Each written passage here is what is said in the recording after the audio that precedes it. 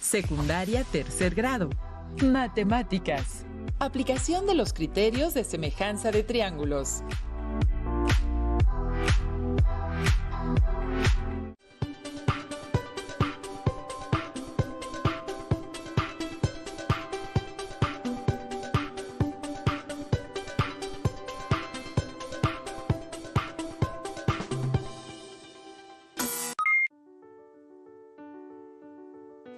Bienvenidas y bienvenidos. Me alegra que nos acompañen en esta sesión de Aprende en Casa 2, una iniciativa de la Secretaría de Educación Pública para que alcancemos los aprendizajes esperados desde casa. Soy el profesor Gerardo Pineda Hernández y trabajaremos juntos en esta sesión, en la cual estudiaremos contenidos de la asignatura de Matemáticas de tercer grado de secundaria.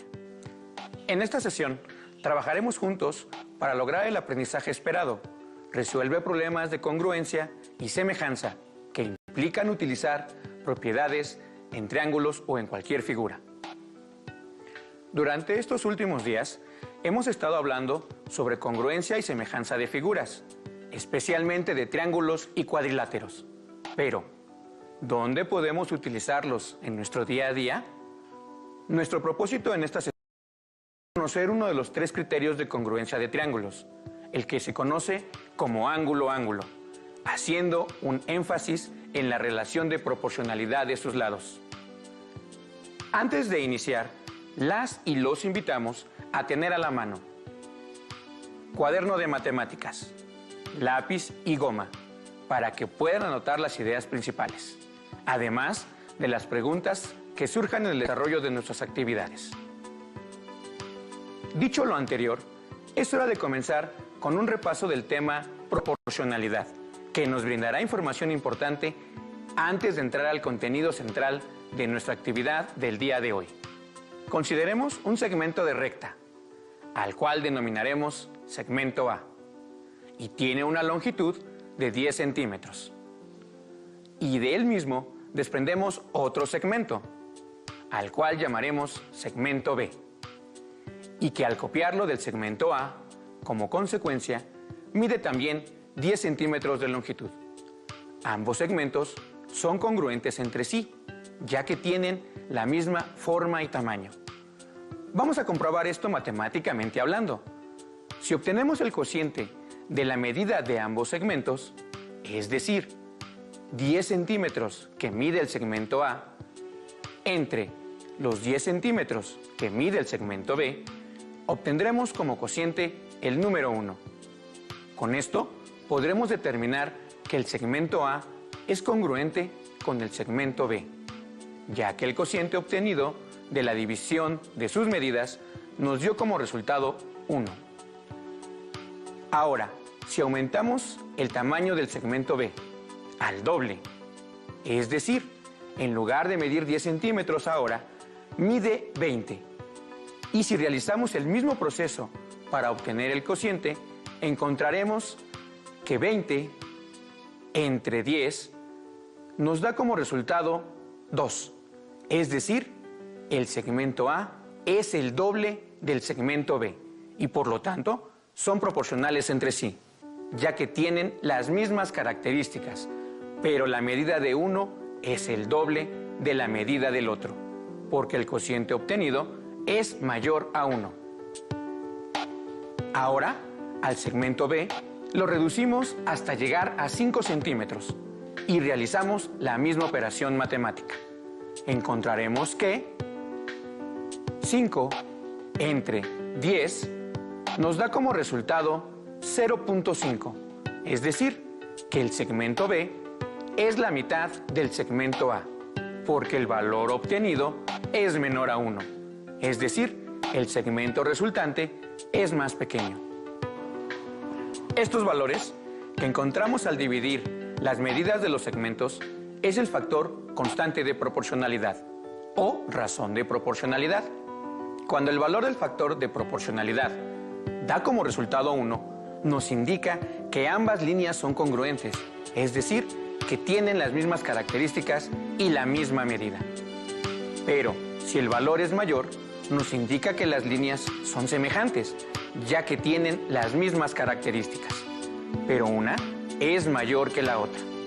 Si el resultado del coeficiente de proporcionalidad es menor a 1, nos indica que la línea comparada es más chica. Por lo tanto, también son semejantes, ya que conservan la misma figura. Les sugiero que anoten la idea principal de este repaso, ya que con esta información nos será más fácil comprender la semejanza en figuras más complejas. Podemos observar los valores de proporcionalidad obtenidos y podremos comprobar que cuando el factor constante de proporcionalidad es igual a 1, las medidas obtenidas son congruentes, ya que tienen el mismo tamaño. Pero cuando el factor de proporcionalidad es mayor a 1, debemos comprender que la figura con la que se comparó es mayor que la figura original, es decir, es más grande. Por lo tanto, son semejantes. Al contrario, si el factor de proporcionalidad disminuye, la figura comparada es más pequeña que la original. Por lo tanto, también es semejante. Espero que hasta aquí hayan recordado el concepto de proporcionalidad y hayas anotado la idea principal. Vamos ahora con figuras un poco más complejas, los triángulos. Como saben, cada triángulo está formado por 3 segmentos de líneas rectas, los cuales, al cruzarse entre sí, forman diferentes ángulos. En este caso, me voy a referir específicamente a los ángulos internos, los cuales son un dato más para que podamos comparar los triángulos entre ellos y podamos deducir si son congruentes, semejantes o de plano no se parecen en nada. Tenemos un triángulo al cual denominaremos ABC. Recuerda la nomenclatura para denominar un triángulo. ¿Y por qué lo hemos llamado así? Porque sus vértices los hemos nombrado A, B, C, mayúsculas. Además, hemos nombrado también los segmentos que lo conforman con letras minúsculas para que las podamos distinguir. Segmento A, B y C minúsculas. Además, tenemos también los 3 ángulos internos que forman parte de él. De amarillo tenemos el ángulo que se encuentra en el vértice A mayúscula, el ángulo formado por el vértice B y el ángulo formado por el vértice C. ¿Qué pasaría si copiamos este triángulo y además lo hacemos más pequeño? ¿Cómo podríamos comparar ambos triángulos? Primero, deberíamos buscar los vértices correspondientes. Por ejemplo, el vértice A, mayúscula, correspondería con el vértice A'. Le colocamos una comilla y le denominamos prima, ya que es el correspondiente con el vértice A del triángulo original. Esto es una forma de identificarlos y no confundirnos. Buscaremos ahora el vértice correspondiente a B mayúscula. ¡Listo!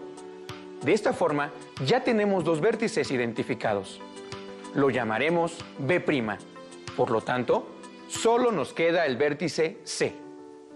Ahora tenemos un triángulo más pequeño que el original, al que denominaremos triángulo A', B', C'. Muy bien, ya hemos encontrado los 3 vértices. Ahora debemos encontrar los lados correspondientes entre ambos triángulos. El lado A minúscula lo denominaremos ahora A minúscula prima, siguiendo el mismo procedimiento que hicimos con los vértices. El lado B minúscula con B minúscula prima. Y por supuesto, el lado C con C minúscula prima.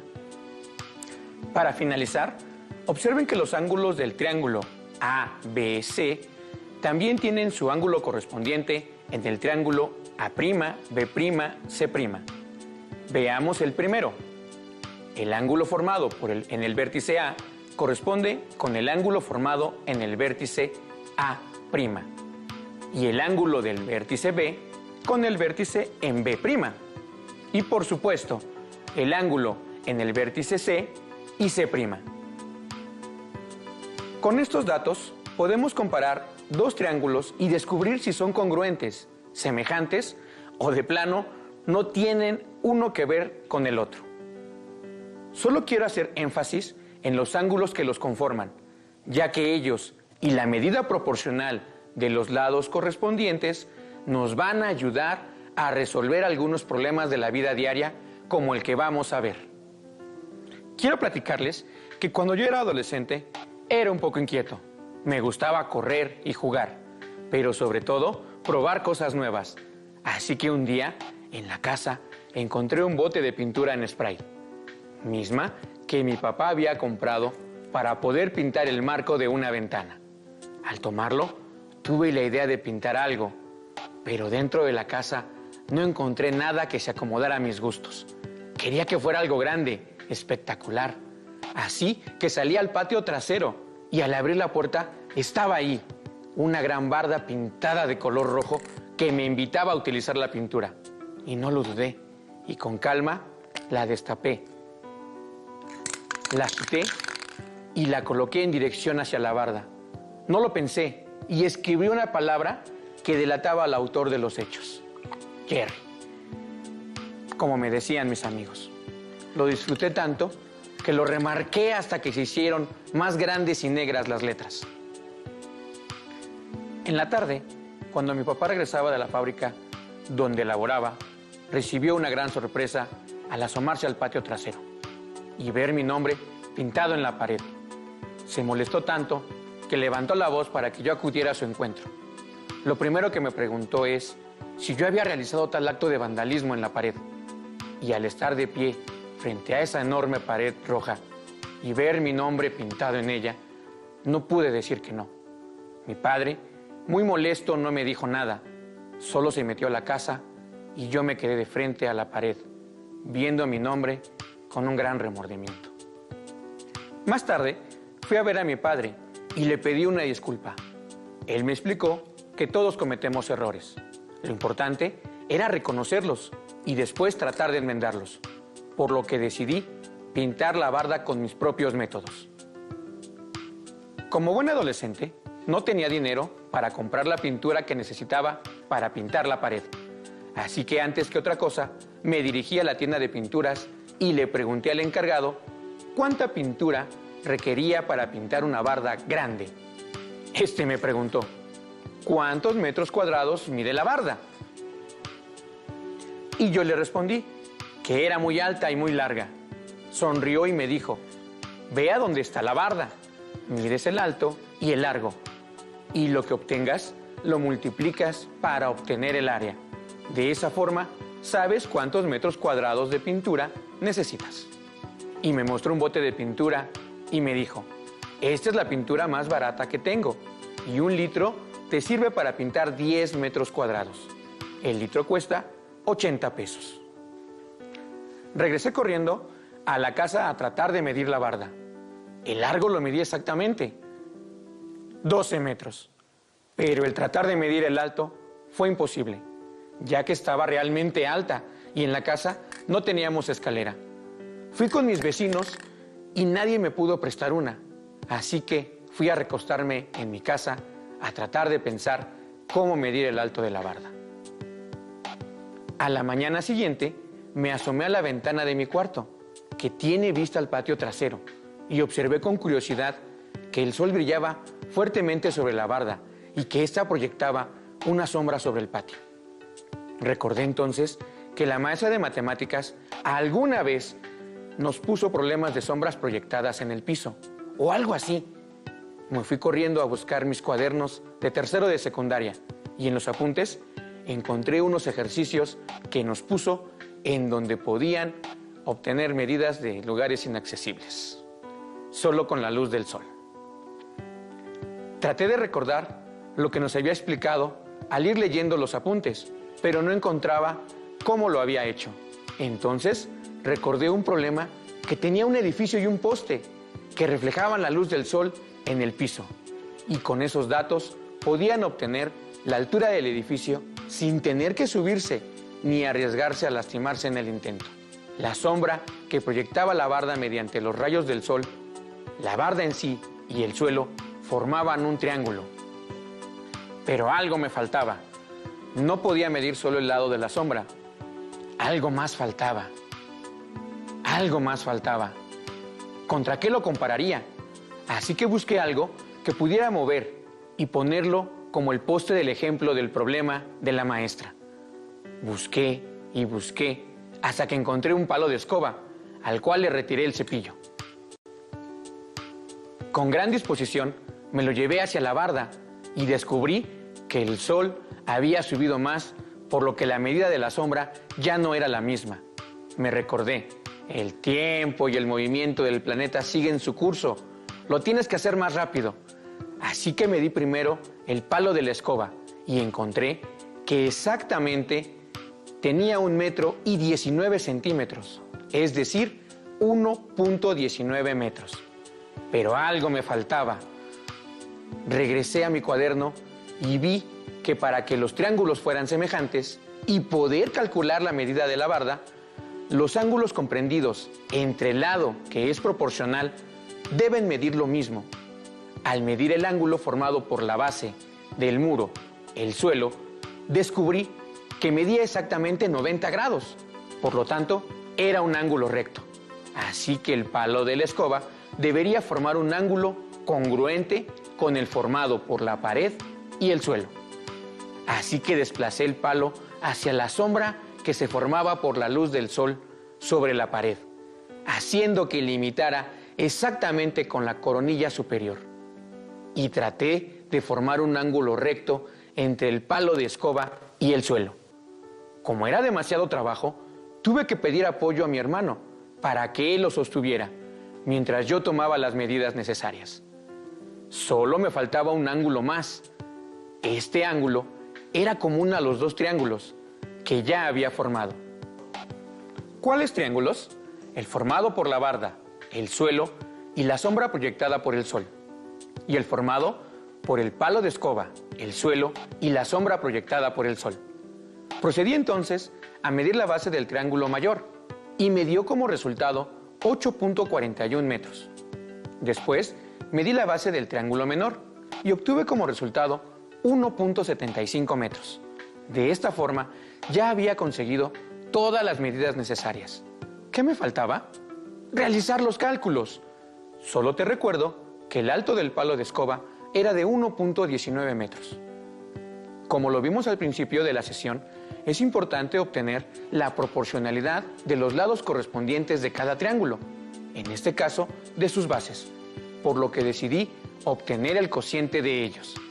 Así que dividí 8,41 entre 1,75 y obtuve como resultado 4,8, que es el factor constante de proporcionalidad entre los lados correspondientes de ambos triángulos. Como la altura del muro es el valor que desconocemos, lo marcaremos con una X para poder realizar nuestras operaciones. Así que tomamos esta incógnita y la vamos a dividir entre el valor del lado correspondiente del triángulo, que es de 1,19 metros. Y lo igualamos a la constante de proporcionalidad que habíamos encontrado previamente, es decir, 4,8. Ahora despejaremos la incógnita, en este caso X, para poder encontrar su valor. Como la incógnita está dividiendo a 1,19, deberemos utilizar la operación contraria para poder despejar la X, lo que nos lleva a multiplicar el segundo miembro de la ecuación por 1,19 y obtenemos como resultado 5,71, que es en realidad la altura del muro que estamos buscando. Solo me hacía falta calcular la cantidad de pintura que iba a necesitar y con ello calcular el costo de mi travesura. Si el largo de la barda era de 12 metros y su altura de 5,71, solo debía multiplicar el largo de la barda por el alto, lo que me da como resultado 68,52. Pero como estoy multiplicando metros por metros, la unidad resultante es metros cuadrados. Ahora ya sé que debo pintar 68.52 metros cuadrados. Si mal no recuerdo, el vendedor de pinturas me dijo que 1 litro me alcanzaba para 10 metros cuadrados, por lo que voy a dividir 68.52 metros cuadrados entre 10 metros cuadrados que me indicaron para obtener cuántos botes de pintura requiero. Y ahora sé que requiero 6.852 botes de pintura. Pero cada bote cuesta 80 pesos, por lo que requiero multiplicarlo para obtener el costo total de la pintura para poder pintar la pared que rayé. Requiero exactamente 548.16 pesos para comprar la pintura. El resultado final de mi problema es 548.16. Yo sé que no me van a vender una fracción del bote, debo comprarlo completo. Por lo tanto, son 7 botes de pintura a 80 pesos. Me da un total 560 pesos solo para la pintura. Y eso sin contar el material como las brochas. Todo esto por no haber pensado antes de hacer las cosas y rayar una pared que no es mía.